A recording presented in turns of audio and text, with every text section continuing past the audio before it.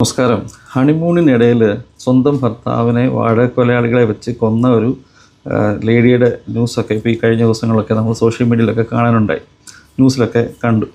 അവരെ പിടിച്ചു. അപ്പം ഞാൻ പറഞ്ഞു വരുന്നത്, പലപ്പോഴും ഈ ഇഷ്ടമില്ലാതെ ഒരുപക്ഷെ വീട്ടുകാരുടെ നിർബന്ധത്തിന് വഴങ്ങി പെൺകുട്ടികൾ കല്യാണം കഴിക്കുന്നു. പക്ഷേ ഈ കല്യാണം കഴിച്ച ഭർത്താവിനെ എങ്ങനെ ഒഴിവാക്കാമെന്ന് ചിന്തിക്കുമ്പോഴായിരിക്കും ഇത്തരം ചിന്തകളൊക്കെ. ഇന്നത്തെ ടെക്നോളജി അല്ലേ. ഇപ്പോൾ ഞാനീ പറഞ്ഞു വരുന്ന സംഭവം കുറേ വർഷങ്ങൾക്ക് മുമ്പ് സംഭവം. എനിക്കറിയുന്നൊരു വ്യക്തി, പുള്ളിക്കാരൻ കല്യാണം കഴിച്ച ഹിന്ദുവാണ്. അപ്പം ഈ കല്യാണം കഴിച്ച വ്യക്തി എനിക്കൊന്ന് ഈ ആദ്യ രാത്രി എന്ന് പറയുന്നത് ഭർത്താവിൻ്റെ വീട്ടിൽ തന്നെയാണെന്ന് തോന്നുന്നു. അവരുടെ ആ ഒരു ഏരിയയിലൊക്കെ അങ്ങനെയാണ്, ഭർത്താവിൻ്റെ വീട്ടിലാണ് ആദ്യ രാത്രി നടക്കുന്നത്. പെണ്ണിൻ്റെ വീട്ടിൽ വെച്ചാണ് കല്യാണം, ആദ്യ രാത്രി ഭർത്താവിൻ്റെ വീട്ടിൽ വെച്ച്. അങ്ങനെ ഭർത്താവിൻ്റെ വീട്ടിൽ വന്ന് ഈ പെൺകുട്ടി കുളിക്കാനായിട്ട് ബാത്റൂമിലേക്ക് പോകാനായിട്ട് പോയി. അപ്പോൾ വീടിനോട് ചേർന്നുള്ള ബാത്റൂം അല്ല, വീടിൽ നിന്ന് ഇച്ചിരി മാറിയാണ് ബാത്റൂം നിൽക്കുന്നത്. അപ്പോൾ കുളിക്കാൻ പോയി. ആൾക്കാരിങ്ങനെ ഒരുപാട് പേര് വരുന്നു. വൈകിട്ട് നമുക്കറിയാലോ, കല്യാണം കഴിഞ്ഞൊക്കെ വൈകിട്ടൊക്കെ പല എൻജോയ്മെൻറ്റും ഒക്കെ ഉണ്ട്, ഭക്ഷണമൊക്കെ ഉണ്ട്. ആൾക്കാരൊക്കെ ഇങ്ങനെ വരുന്നു, ഇങ്ങനെ നിൽക്കുന്നു. തിരക്കിൻ്റെ ഇടയിൽ പെൺകുട്ടി പോയിട്ട് തിരിച്ച് വരുന്നത് സമയം കൂടുന്നുള്ള കാര്യം വീട്ടുകാർ ശ്രദ്ധിച്ചില്ല. അങ്ങനെ 1-2 മണിക്കൂർ കഴിഞ്ഞപ്പോൾ അയ്യോ പെൺകുട്ടി തിരിച്ച് വന്നില്ലല്ലോ എന്ന് കരുതി നോക്കിയപ്പോൾ ബാത്റൂമിൽ ആരുമില്ല.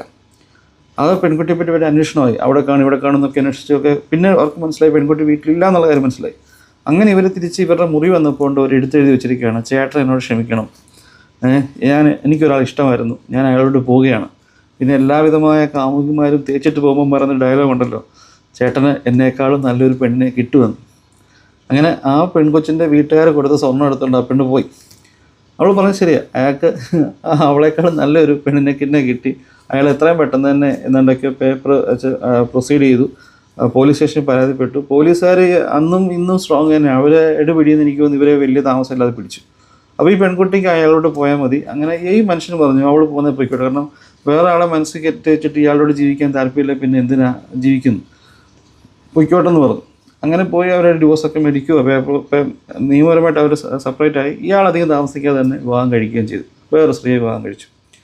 പക്ഷേ അല്ല, ഈ പോയ പെണ്ണ് കുറച്ച് നാൾ കഴിഞ്ഞപ്പോൾ തിരിച്ചു വന്നു. കാരണം ഈ കൊണ്ടുപോയ കാശൊക്കെ തീർന്നു കഴിഞ്ഞപ്പം ഈ നമ്മുടെ കാമുകൻ്റെ ആ ഒരു കുത്തിക്കഴപ്പങ്ങ് തീർന്നു. അവൻ്റെ പൈസ ഇല്ല, വേറെ അധ്വാനിച്ച് ജീവിച്ച് ഇത്ര നാൾ ഈ സൂചിച്ച് ജീവിച്ചിട്ട് ഈ പെണ്ണിനെ കൂടി പോറ്റാനുള്ള കാശ് അവൻ്റെ ഇല്ല. ഇവിടെ വന്ന് ഇയാളുടെ അടുത്ത് വന്നപ്പോൾ ഇയാൾ കയറ്റിയില്ല. അങ്ങനെ അയാൾ സ്വാഭാവികം എങ്ങനെയൊക്കെ ഇരുന്ന് അയാൾ വേറെ കല്യാണം കഴിച്ചു. ഈ പെണ്ണ് അവിടെ വീട്ടിൽ പോയപ്പോൾ ആ വീട്ടുകാരും കയറ്റിയില്ല. പിന്നെ ആ പെണ്ണെ നാട്ടിലൊന്നും കണ്ടിട്ടില്ലെന്നാണ് പറഞ്ഞുള്ള അറിവ്. ഞാൻ പറഞ്ഞു വന്നത്, പഴയ കാലത്തായതുകൊണ്ട് ഇങ്ങനെ ഒളിച്ചോടി. ഇന്നത്തെ പിള്ളേർ ടെക്നോളജിയൊക്കെ മാറി, അവരൊക്കെ ചിന്തയൊക്കെ മാറി.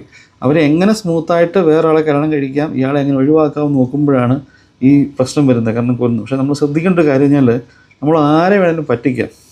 മുകളിലൊരാൾ ഇരിപ്പുണ്ട്, പുള്ളിയെ പറ്റിക്കാൻ പറ്റത്തില്ല. അത് നിങ്ങൾ എത്ര വലിയ ക്രൈം ചെയ്തെന്ന് പറഞ്ഞാലും ഒരു ചെറിയൊരു ഹിൻഡ് ഇട്ട് വെച്ചിട്ടേ പോകത്തുള്ളൂ. അത് ആ ദൈവത്തിൻ്റെ കരങ്ങളാണ്.